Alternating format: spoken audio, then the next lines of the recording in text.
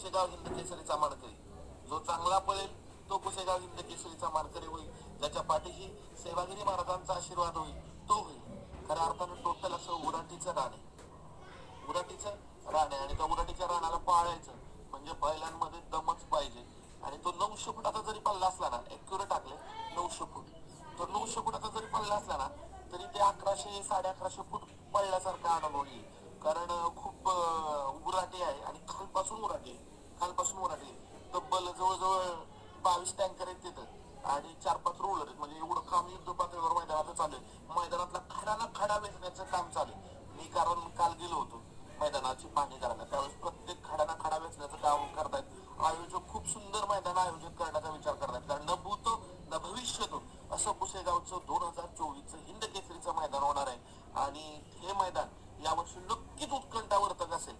यावर्षी पुसेगावला कोण सांगू शकणार नाही की मी ठामपणे 1 नंबर करेन, कोणच सांगू शकत नाही. कारण प्रत्येक जण तगडे पैरे करून आला, तगडे प्रत्येकाला वाटते. काय काय लोक त्या पैरे करायला घरीच घेऊन गेला, इथपर्यंत लोकांची मानसिकता झाली. त्याच्यामुळं काय होईल काय सांगता येत नाही. काय काय ना तिथे असं कसं ग्रामपंचायत इलेक्शन मध्ये असतं बघा, की एखाद्याला जर सरपंच व्हायचं असेल तर तो सदस्य कुठेतरी लांब घेऊन जातो. तशी आत्ताची अवस्था झाली. त्या पैरे करायला लोक लांब लांब घेऊन जायला लागले. त्याला सांगतात कुणाचे फोन उचलू नको, कुणाला काय म्हणू नको. का इथं काही होऊ शकतं शेवटच्या क्षणा. जसं ग्रामपंचायत निवडणुकीत जोपर्यंत तो सरपंच म्हणून त्याच्या अंगावर गुलाल पडत नाही तो मानला जात नाही, तसंच आज झालं इथं. जोपर्यंत तो बैल झुपत नाही, तुमच्या जोट्यात येत नाही, तोपर्यंत मला वाटत नाही इथं कोणाचा पायरा फिक्स असेल.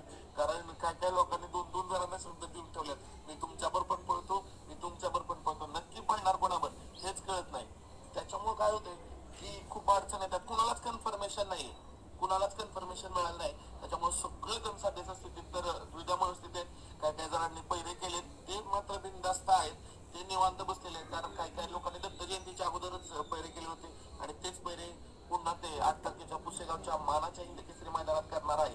त्याच्यामुळं हा खेळ पायऱ्यांचा मी म्हणेन आणि तो रात्रीच चालतो, रात्रीतच चालतो. 1-1, 2-2 वाजता लोक फोन करतात, सर काय झालं पायऱ्याचं, झालं नाही काय सांगू, हो का नो, बघा लवकर काय होतंय का, सर्जा द्या नाही तर सुंदर द्या. म्हणजे रात्रभर कमीत कमी 200 ते 300 फोन येतात.